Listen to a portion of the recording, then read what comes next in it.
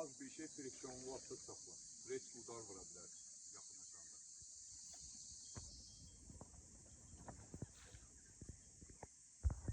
Əla.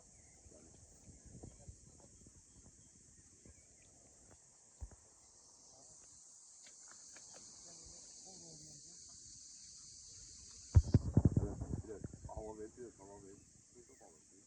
Yok, tamam. Aman. Kırda da öyle. Kaldır yavaş yavaş. Yavaş yavaş. Friksiyon işleyir. Evet, şu əla.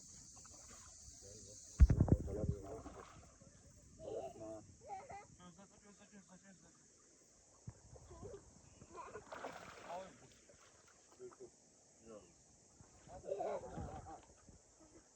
Çok, hava geçti.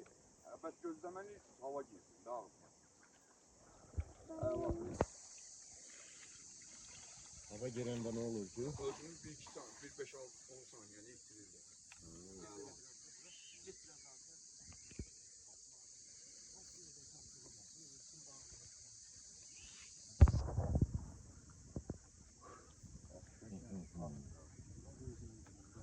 Hayır. Hayır.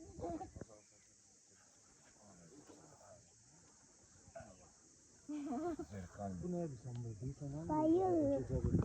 Yan oda. Yan. Neye gelir esas? Dibine gelir öyle. Ha? Boylu.